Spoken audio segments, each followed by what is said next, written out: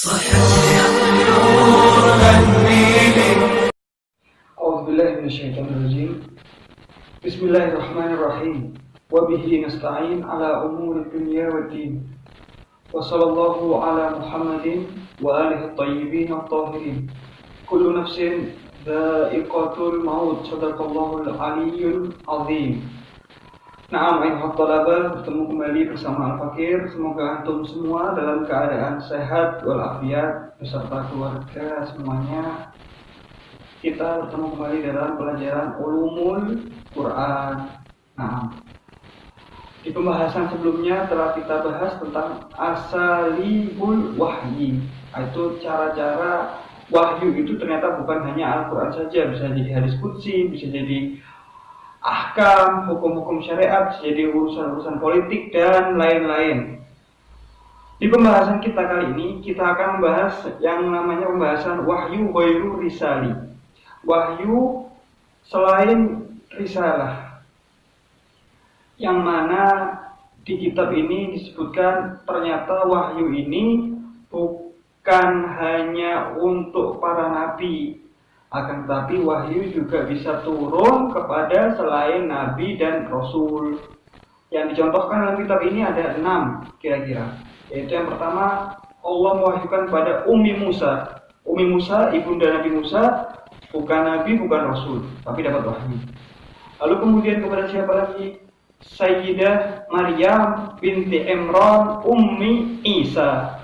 Wahyu juga diturunkan kepada Sayyidah Maryam binti Imran, padahal beliau bukan nabi, bukan rasul.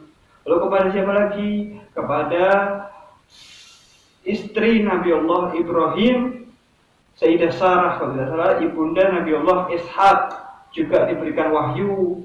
Lalu kepada siapa? Bukan hanya kepada manusia, akan tetapi Allah juga memberikan wahyu kepada as-sama. Langit ini juga diberikan wahyu kepada Allah dalam Al-Quran. Lalu kemudian An-Nahl, lebah pun Allah berikan wahyu, dan malaikat. Nah, malaikat pun diberikan wahyu. Jadi wahyu ini bukan hanya untuk para nabi, tapi bahkan selain nabi pun manusia bisa mendapat wahyu, bahkan hayawan ataupun benda-benda atau seperti langit dan malaikat itu pun mendapatkan wahyu. Marilah kita baca bersama-sama kitabnya.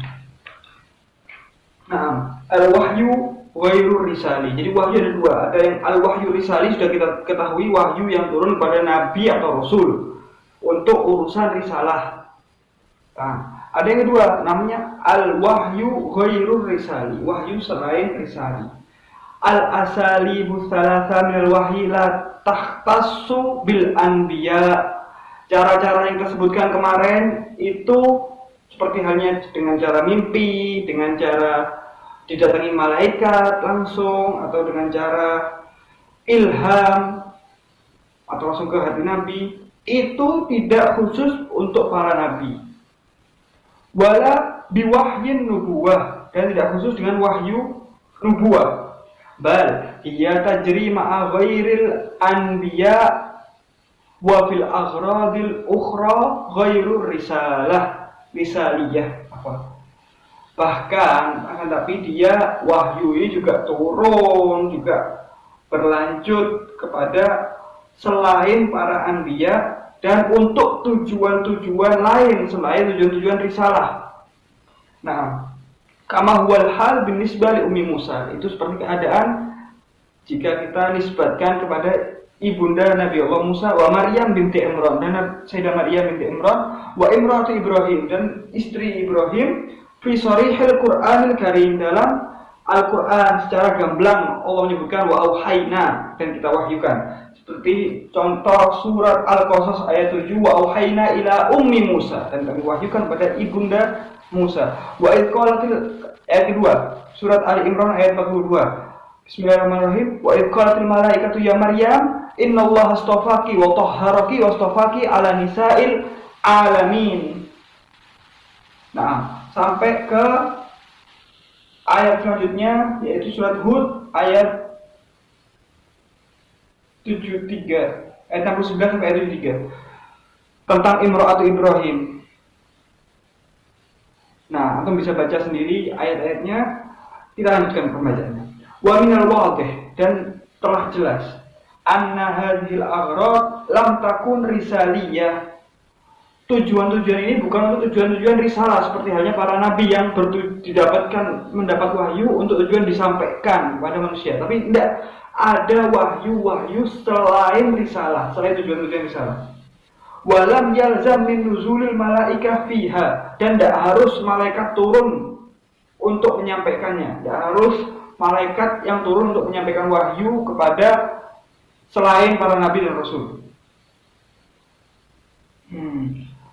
Nubuwatul mukhatab wa munzil alaihim. Wa qad abbara al-Qur'an Karim fi ba'dil mawarid 'anil awamir takwiniyah aw tadbiriyah. Dan Al-Qur'an telah menjelaskan di sebagian tempatnya tentang perkara-perkara takwiniyah, kealaman ini, dan tadbiriyah, aturan-aturan alam. Bil wahyi aidan, dengan kata wahyu juga. Kama fi qaulihi ta'ala wa auha fi kulli sama'in amruha. Dan Allah mewahyukan di setiap langit, urusan langit. Yauma idzin tuhaditsu akhbaraha bi anna rabbaka auha laha wahyu. Wa warada aidan ta'bir bihi, dan ada lagi dalam Al-Qur'an ta'bir atau penamaan peletakan kata wahyu an ida'il umuril fitriyah wal ghariziyah, tentang perkara-perkara fitrah dan ghariziyah, dan secara insting, ladal hayawanat, bagi para hewan-hewan, wa ilhamuha ma yang bagilah, dan mengilhami para hewan untuk apa yang dilakukan para hewan tersebut. Kama fi qaulihi ta'ala, seperti halnya dalam firman Allah Subhanahu wa taala, wa auha rabbuka ilan nahli, dan Allah mewahyukan pada nahli, lebah. Begitu juga kama anna iblaghal awamir tadbiriyah ilal malaika wahyun aydon. Begitu juga penyampaian perintah-perintah tentang urusan-urusan alam ini kepada para malaikat, itu juga disebut wahyu. Fi nasil Qur'anil Karim, dalam nas Qur'an Karim, qala ta'ala idza yuhi rabbuka ilal malaikah wa alaihi, intinya fal wahyu la yulazimun nubuwah. Wahyu ini tidak harus turun pada nabi, wala yakhtassu bil umuri risaliyah, dan tidak khusus untuk perkara-perkara risalah. Bal yata'adda ila katsirin minal aghrad wal mawaridil ukhra, dan wahyu ini banyak sekali turun untuk tujuan-tujuan selain tujuan-tujuan risalah. Nah, jadi intinya setelah kita baca pembahasan kita kali ini, wahyu ini ternyata tidak harus turun pada nabi, bisa saja turun pada selain nabi, yang dinamakan dengan nama al-wahyu ghairu ar-risali.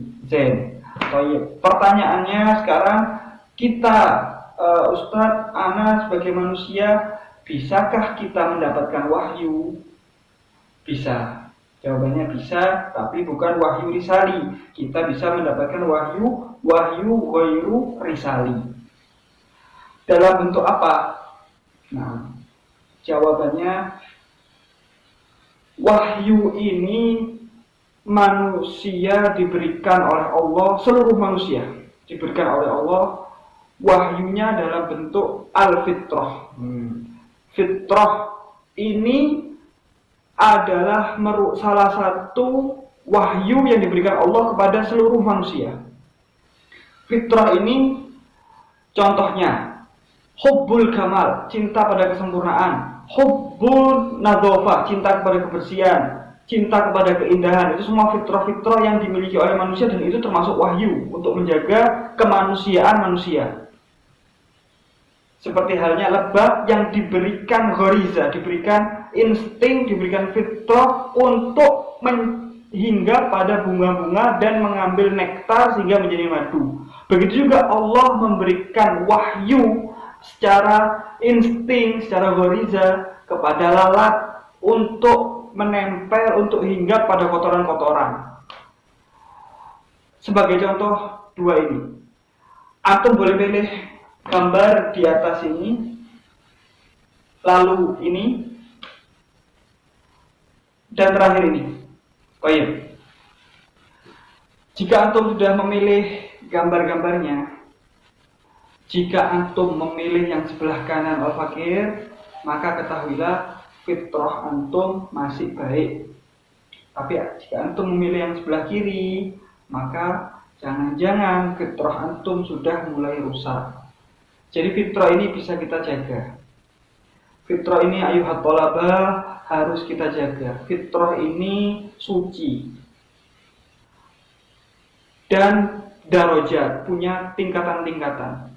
Ada manusia yang memiliki firasat rendah, ada yang di tengah-tengah, ada yang tinggi firasatnya seperti Nabi Allah Khidir yang tahu masa depan, itu firasat. Ada yang di tengah-tengah, ada yang rendah.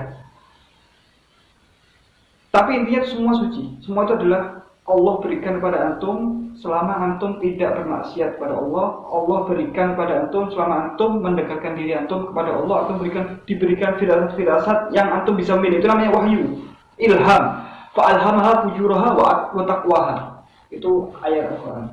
Jadi fitrah ini atau firasat ini darajat, punya tingkatan-tingkatan. Ada yang rendah, ada yang tengah-tengah, ada yang tinggi. Tergantung bagaimana kita, semakin kita mendekatkan diri pada Allah, semakin kita bisa naik ke tangga kedua, ketiga, dan seterusnya. Tapi semakin kita bermaksiat pada Allah, fitrah kita ini bisa rusak. Nah, ini yang menjadikan kadang manusia ini suka sama hal-hal yang kotor. Kenapa? Soalnya fitrahnya sudah rusak. Kadang manusia ini suka sama hal-hal yang buruk. Kenapa? Karena fitrahnya sudah rusak. Nah, jangan sampai fitrah kita ini rusak. Dengan cara apa? Jangan bermaksiat. Jika antum tidak bermaksiat, antum akan tetap di fitrah kesucian antum. Situ saja cukup. Tapi jika antum ingin lebih lagi, firasatnya antum lebih tinggi lagi, cara berpikir antum, intuisi, firasat antum bisa mengetahui masa depan, itu tinggal antum mendekatkan diri kepada Allah. Jangan bermaksiat. Jika antum bermaksiat, antum akan jatuh. Seperti halnya tadi, ada yang namanya lebah, ada yang namanya lalat. Lebah diberikan fitrah untuk keindahan, lalat diberikan fitrah untuk kekotoran. Walaupun keduanya bermanfaat.